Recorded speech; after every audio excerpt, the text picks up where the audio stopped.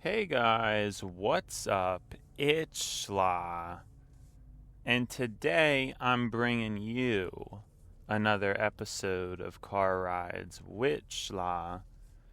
So we were kind of cut short yesterday. I was definitely ready to continue to talk about what I was talking about, and I got cut short. But we're going to pick it off. I don't know exactly where I left off, but I guess I wanted to elaborate more on my previous concept of equality, and that maybe equality should be based more on proportional fairness than just overall equality. And I think it gets kind of difficult to gauge this because a lot of people, to begin with, have a very limited comprehension of themselves, let alone even any surmountable comprehension of other people. So I don't think other people are comprehended very well by others. Meaning people external to them. I feel like I'm wording this in probably like the silliest way possible. I think there is very limited self-awareness, and there is even more limited awareness of, oh, when I treat someone like this, it causes them to feel this way. It's and recently, as much as I thought, I guess for the beginning part of my life and throughout my teenage years, I would assume that IQ was the main issue in life, in our society or whatever. I used to think that it was like, oh, if people had more IQ, that things would be better. I don't believe that anymore. I think that it's actually, for most people, a lack of EQ that leads to a lot more pain, suffering, and just overall issues. That's my theory now. Because IQ is important when it comes to perhaps monetary optimization, cost optimization. It's really important.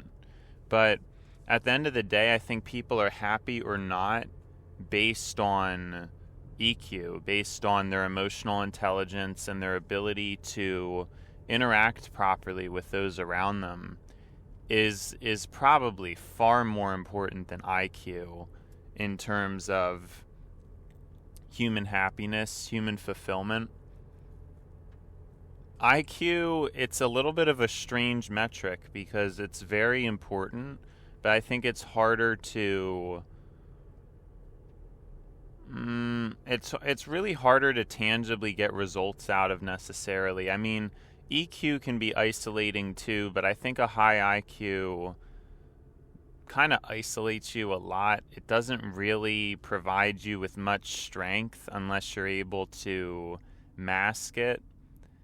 And honestly, in my personal experience with interacting with others, I've met people with pretty high IQs, but I have not met that many people with high EQs. That I have not met. You know, I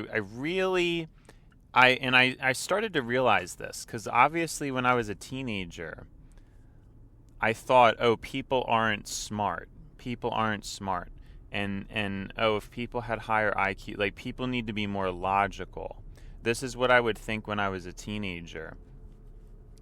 But honestly, in my interactions with others, I don't typically find a lack of intelligence being as big of an issue. Now notice, as big of an issue, because it would do society favors to have a higher median IQ. And notice, not average, median. We need the median to be high. It would not do damage, but it was actually the emotional intelligence that I would think would be just obviously low, desperately low. People's complete lack of awareness for etiquette and not even thinking of things that I think of when it comes to etiquette and social interactions. So I personally do still see myself as a bit more logical of a person. I do have a lot of emotion as well, though, and I think my EQ is higher than I don't even know. I do want to say it's in. See, because I think EQ is a broad thing. There's definitely been people with higher social EQ than me. In terms of social experience, I'm very limited in that regard. And then when it comes to a lot of etiquette in terms of like trying to game the system to be popular, there's definitely people who are more popular than me easily, because I'm just not, I've never had an interest to do that kind of stuff, which kind of hurts my social EQ a lot. But in terms of a broader, maybe empathizing capability, I think I'm cognizant. I'm emotionally cognizant. I think a lot more than other people. And I don't know, when I'm saying that I'm feeling kind of stupid because it's like, "Oh, I'm an empath, blah blah." I don't want to label myself that necessarily. You know, I don't know that I really am that, but I'm saying I have a cognizance. I have a cognizance of things. I don't know that I can feel how others feel well. That's why I'm saying, like, I would not label myself as an empath, because I don't know that I can feel, but I'm aware of what people could feel, I would say, is a more accurate representation. But hey, I mean, I do feel bad. I do tend to feel guilt and things, remorse, pretty strongly. So I guess I do also directly feel how others feel. But I would say the more striking feature to acknowledge would be the cognizance, the awareness of how, of the multitude of possibilities that somebody could feel. Now, I still think I'm more of a logical individual. I think my IQ is probably higher than my EQ, but I think that there's been people who I feel like are smarter than me in some ways. And then I don't feel like that's the case as much when it comes to emotional cognizance of other. Like, I don't know. I just don't see how people are that considerate. I think, for example, a thing a lot of people do is if they don't like something about someone, they might just cut them off. Like, something comes up whereas with me, it's really difficult to do that. I think I'm very open to a lot of different things and kind of talking things through and seeing if somebody has like a reasonable reason for why they're doing what they're, I don't cut people off very quickly at all. And I just don't find that in a lot of people. Now, people cut me off because obviously that same attitude is not reciprocated, which is kind of a shame. I mean, it's a shame. But yeah, I'm trying. I guess I'm hitting a bit of like a blank out, and I'm trying to think of a better way to explain that. I think I'm very open and caring and wanting to make things work, even if there isn't much of a spark, I guess. But nobody else seems to be that way. There's like a lot of people I've met who just don't really DM very frequently or anything like that, because they're, a lot of people, if you don't click, they just toss you. And that is an issue, but I guess it also makes sense because at the same time, you kind of need to have things in common with other people in order to properly bond. And the things I care about, I don't have a lot in common with others, right? When it comes to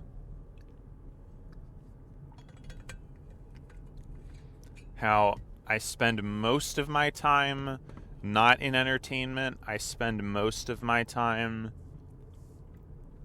I mean, I still have fun. I don't.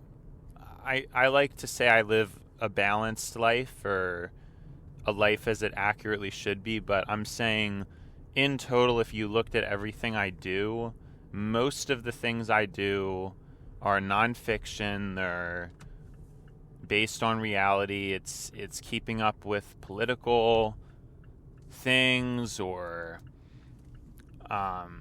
researching things about health, or taking things seriously. Doing what you should do is over 50% of the content I consume and just the things I do on a regular basis.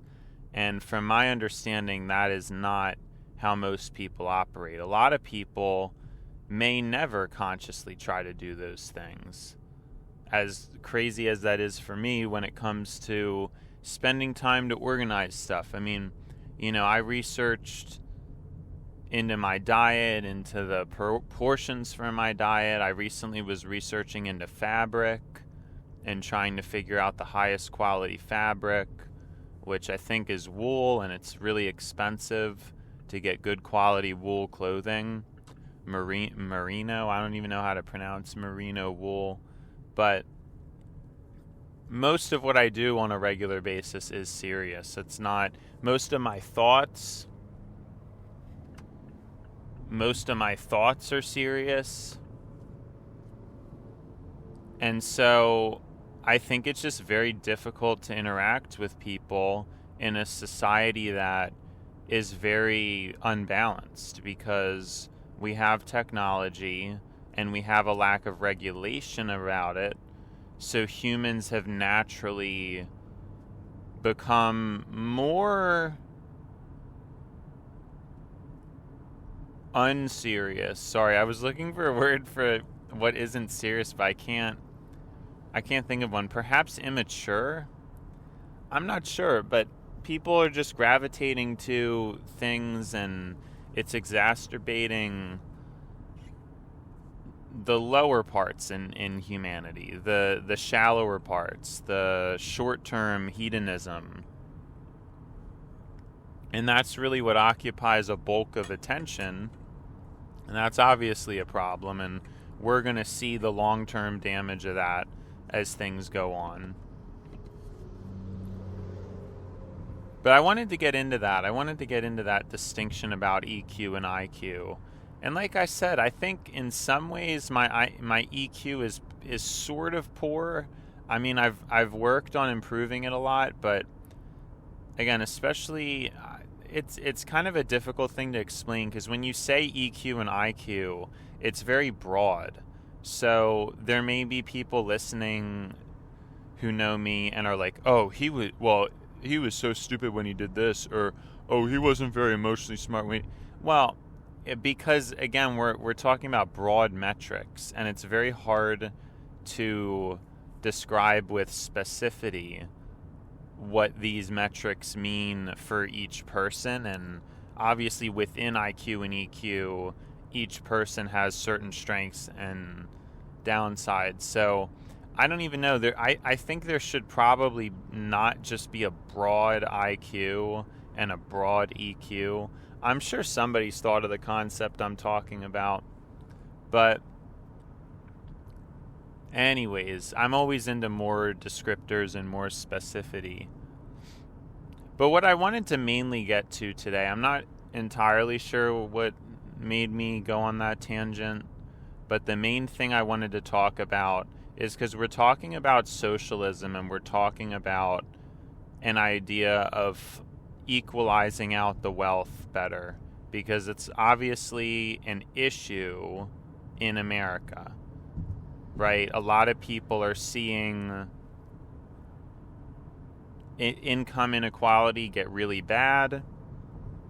Billionaires and rich people are doing better than ever before, while the rest of people, the middle and lower class, are suffering, are not getting that wealth. And you're seeing infrastructure kind of go a little bit downhill, be weird. And so a lot of left-wing people bring this up. I think even a lot of right-wing people in the voting base probably believe it too, but I don't know that the right-wing politicians are really doing much about it. And I think I had mentioned this before, but we also had, Bush, and then we had Obama, and then we had Trump, Biden, Trump, and income inequality has just continued to get worse. So I don't think Obama was really all that economically left-wing, because if he was, I think that would have been, you would have seen like more of a trend in equality of income, which there just wasn't. I mean, I don't know if it was, I'm not saying Obama didn't try hard enough necessarily. But I don't know if like Congress limited him or whatever. But the whole point is we've for decades now just continued to see wealth inequality grow pretty rapidly, and it's definitely becoming rapid now. And it's kind of a problem. I mean, when you see that society being unstable, it's not good. It really becomes a problem. And I equate most of it to a lack of regulation and creating an economic free-for-all. I think America is very economically libertarian, in the sense, I think more so than, I don't even know, anywhere.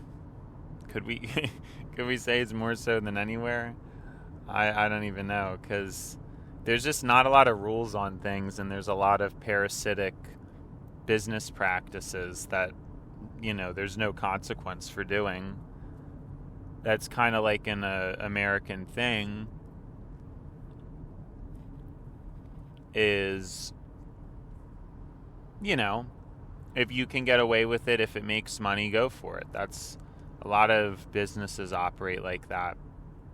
Whether the thing's good or not for the greater population, that's a whole other story, right? But yeah, I think, what we're getting to is that I think it's people's own ignorance that has really allowed this to happen. And it's down to human psyche. I think I've told everybody before, I think my ideal society is socialist. I think I could identify personally as a socialist, which is very interesting given my prior beliefs. But I don't think that system is going to be able to come about, and I think there's a lot of, well, no, there's not really a lot of reasons for that. It's just human limitation. I don't see how it makes any sense, because it's always intellectuals who kind of can understand socialism properly and how to implement it. I guess you have like two camps within left-wing economics. You have people who are smart, and then people who are just very lower class, kind of hoping for better left-wing economics because it helps them, but they might not know the ins and outs of how to make it work properly or things like that. So you kind of have the dumb socialists, the people who are just like, oh, we need revolution, I need more money, we can't make ends meet, I don't know how to do it, but this party represents that, so let's do it. And then you have more of these socialist philosophers who actually understand how to make it work and implement it and stuff. But the problem is, I really can't imagine how it would work with the level of ignorance that we have. Like I said, I think if people were very smart and caring as a broad idea, I think it would work. I think obviously a lot of the left-wing economics, it's fairer, it's better. Honestly, I don't, ethically, I think it's superior. But the problem is, and that's, I guess, my main issue with the way a lot of left-wing people frame it, is they really romanticize the human condition. And I don't know. I have not seen that in my life, in my experience. I've tried to look at data, and I don't think I've seen evidence for that the human experience is something that is that good, or that, I mean, I don't know. I don't really know why left-wing people romanticize it so much and act like... Now, to be fair, I don't know that I vilify it, because I think the right probably just downright vilifies it and says, oh, you need these systems in place. But I've really seen it from people, and especially interacting on the internet, it really brings out the worst in people, and you kind of see what a lack of accountability is like.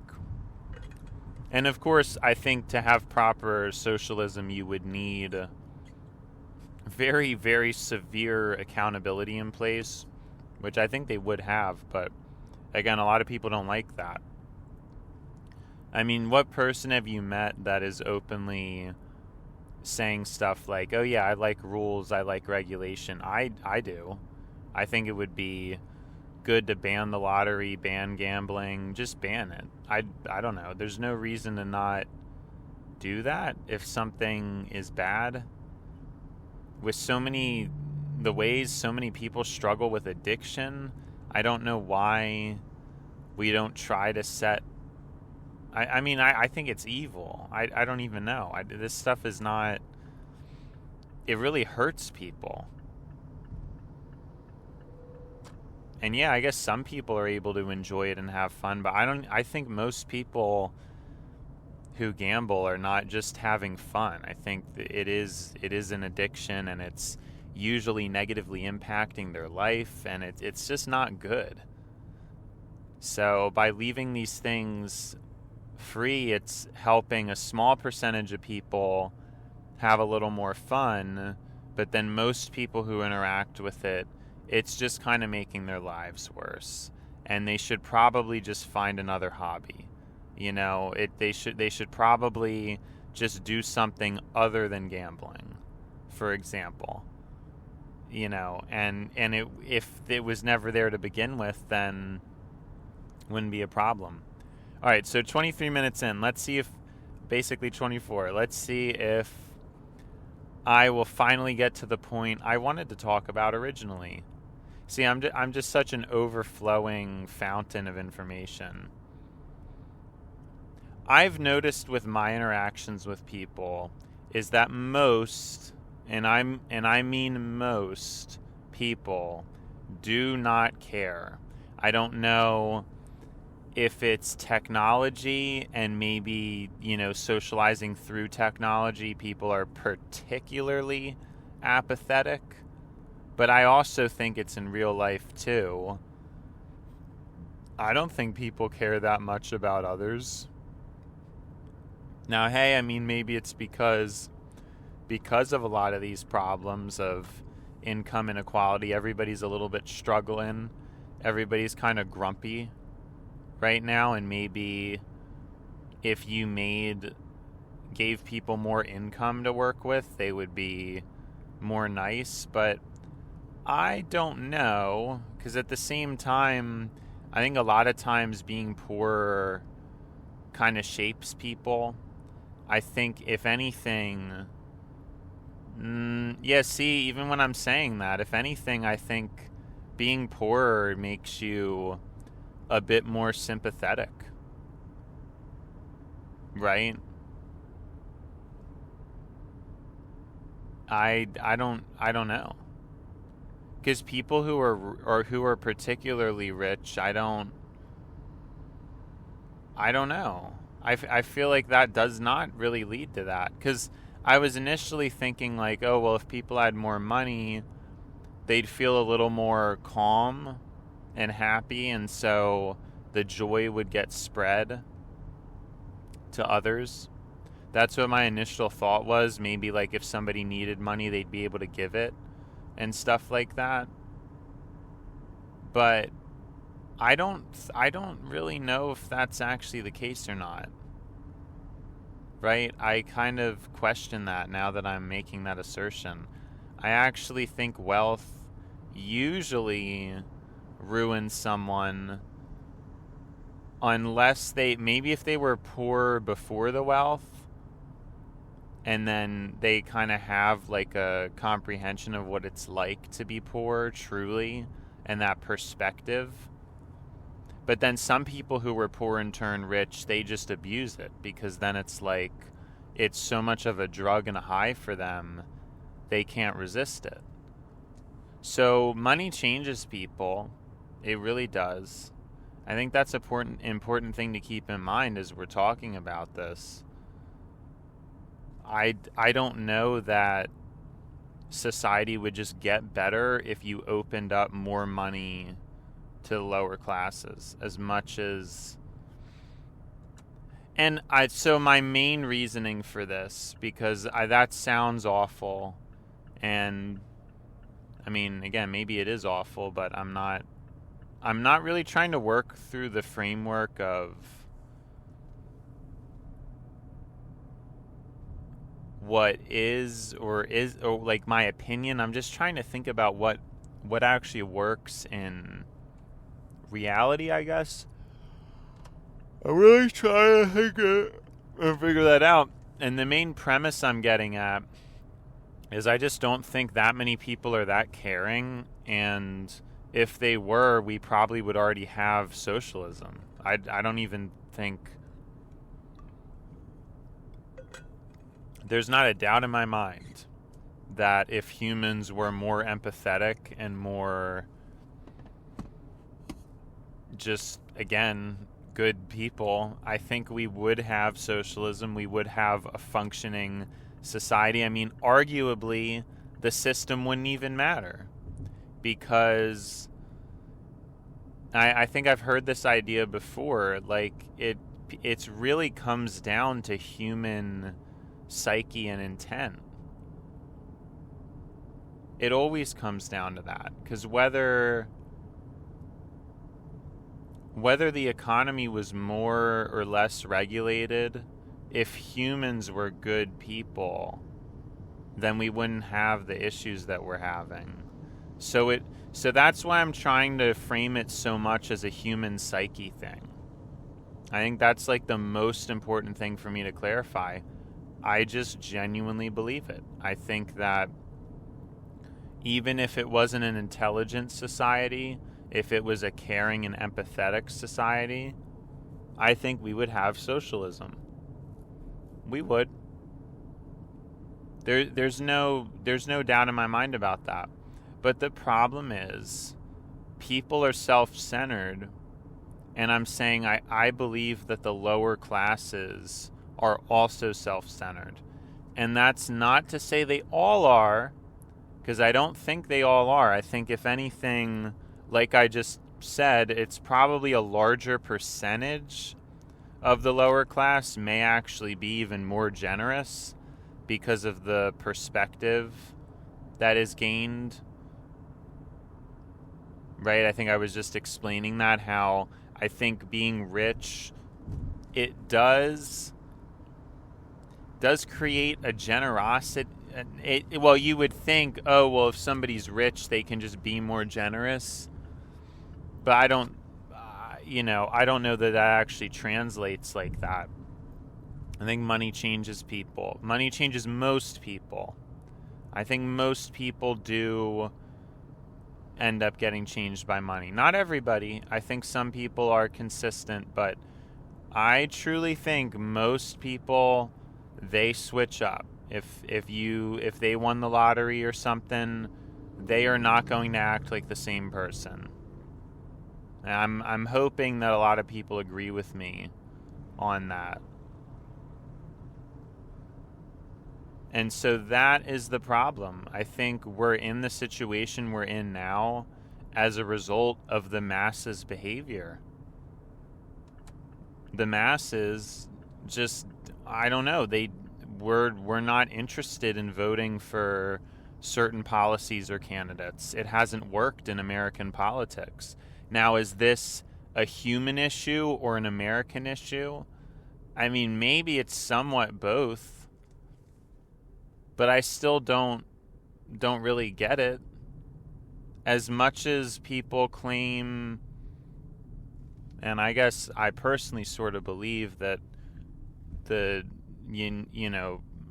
guess the thing about the Democrats trying to rig it from Bernie Sanders in 2016 and even in 2020, I think it makes a lot of sense. The whole point is it still could have been by a more overwhelming margin to where it wasn't riggable or whatever.